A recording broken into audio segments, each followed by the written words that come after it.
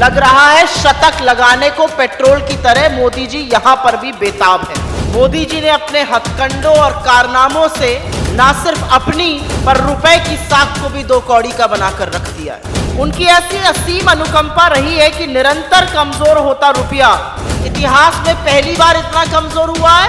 और पते की बात यह है कि जिस गिरती आबरू और साख की मोदी जी बात करते थे वो इस कदर गिर गई कि वो किस गड्ढे में जाकर पाताल में गिरी है उसको ढूंढ रहे हैं मोदी जी अभी।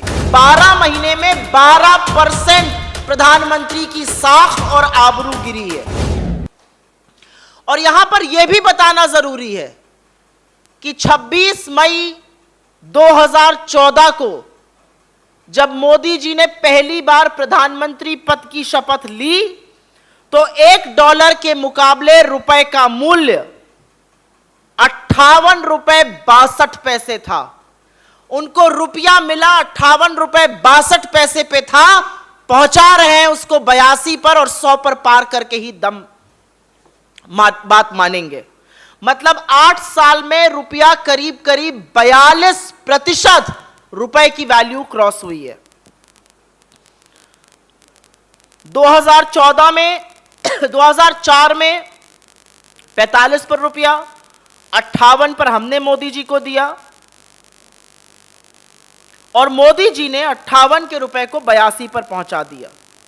24 रुपए मूल्य गिरा है। विदेशी मुद्रा का जो भंडार है जिसकी बड़ी बात करते थे, फॉरेक्स रिजर्व कहते नहीं थकते थे। 1 साल पहले $642 बिलियन, 642 अरब डॉलर थी। 1 साल बाद फॉरेक्स रिजर्व $545 बिलियन पर आकर गिर गया है। $96 बिलियन कम। यह पैसा लगाया गया रुपए को मजबूत करने के लिए, लेकिन रुपया मजबूत नहीं हो रहा है। पर सबसे बड़ी खबर यह है कि पिछले 1 महीने मात्र में $571 बिलियन से फॉरेक्स रिजर्व गिर के $545 बिलियन हो गया। मतलब 1 महीने में, सिर्फ 1 महीने में $26 बिलियन की गिरावट आई है हमारे फॉरेक्स रिजर्व में। पर अब सवाल यह है कि रुपए के गिरने से आपकी सेहत पर क्या असर पड़ता है? क्या आप पर कोई प्रभाव पड़ता है या यह सिर्फ प्रधानमंत्री की साख से लेना देना है? $1 अगर हम किसी चीज के देते हैं, जो चीज आयात होती है, उसके हम $73 दे रहे थे पिछले साल तक, अब 82 देंगे। मतलब सीधे सीधे $9 ज्यादा। और जिस भी चीज का हम ज्यादा पैसा देंगे, यह मानी हुई बात है कि वो पैसा आपसे ही वसूला जाएगा। हम 80% तेल अपना आयात करते हैं, उस तेल के $1 के बदले हम 73 रुपए देते थे 1 साल तक, अब 82 देंगे। जो 9 रुपए का अंतर है वो आपसे ही ऐंठा जाएगा। और डीजल का दाम इसीलिए लगातार बढ़ रहा था। और यह भी सच है कि सब्जी, फल, बाकी सारी चीजें, तो महंगाई को, चीजों को और महंगा करने का काम टूटता रुपया करता है और ऐसे ही आपकी जेब पर डाका डाला जा रहा है। महंगाई का और क्या असर पड़ता है? टूटता रुपया महंगा करता है चीजों को। महंगाई से क्या होता है? आरबीआई तुरंत आती है, इंटरेस्ट रेट बढ़ाते हैं।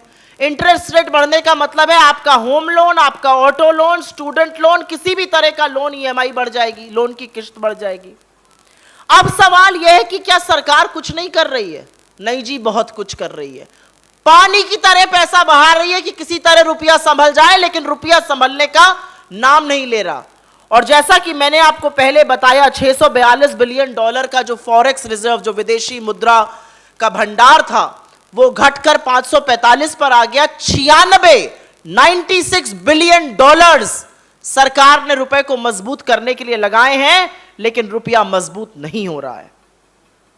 और रुपया क्यों नहीं मजबूत हो रहा है? क्योंकि सरकार की कुरीतियों के चलते इकोनॉमी ध्वस्त है। सरकार की कुरीतियों के चलते उपभोग मंद है, निवेश हो नहीं रहा है, नौकरियां बन नहीं रही हैं, वो चक्र ही टूट गया है। तो महंगाई भी बढ़ रही है और इन्हीं नीतियों के चलते रुपया और टूट रहा है और महंगाई बढ़ा रहा है। अब 1-2-4 बातें मोदी सरकार की ओर से कही जाती हैं, तो बजाय वो कहें, मैं ही कहकर उसका जवाब दे देती हूं। एक कहा जाता है नहीं नहीं, टूटता रुपया बहुत अच्छा है निर्यात के लिए, एक्सपोर्ट अर्निंग में मदद करेगा। आपने देखा वित्त मंत्री निर्मला सीतारमण जब ऑपोजिशन में थी तो कहती थी grave consequences of the falling rupee. अब जब सत्ता में वित्त मंत्रालय की कमान उनके हाथ में है तो कहती हैं we are letting the rupee find its level. तो रुपये पर भी जो मत है वो सरकार में अलग है और विपक्ष में अलग है। तो एक दावा किया जाता है कि गिरता रुपया निर्यात के लिए बहुत अच्छा है। निर्यात के लिए अच्छा होता अगर हम निर्यात कर रहे होते। अगस्त की लास्ट ट्रेड डेटा की रीडिंग आई है और उसके बारे में मैं आपको 2 शब्द बता देती हूं। अगस्त की रीडिंग के हिसाब से आयात मतलब इंपोर्ट 37% बढ़कर करीब $62 बिलियन पे पहुंच गया है। 37% बढ़त उछाल इंपोर्ट में हुई है। और एक्सपोर्ट कितना बढ़ा है? मुश्किल से 1%। 37% बढ़ रहा है इंपोर्ट और एक्सपोर्ट बढ़ रहा है 1%, और वो पहुंचा है $33 बिलियन पे। इंपोर्ट पहुंचा है $62 बिलियन पे। आधा है इंपोर्ट का, और ये कहते हैं कि निर्यात पे फर्क पड़ेगा। ट्रेड डेफिसिट, व्यापार घाटा, इंपोर्ट और इंपोर्ट के बीच का $28 बिलियन अगस्त के महीने में आया है। एक साल में यह दोगुना हो गया है, दोगुने से ज्यादा हो गया है। तो नहीं, निर्यात पर इसका कोई सुखद असर नहीं पड़ेगा, क्योंकि निर्यात तो हम कर ही नहीं रहे, ऐसी कृपा नीति निर्माताओं की है।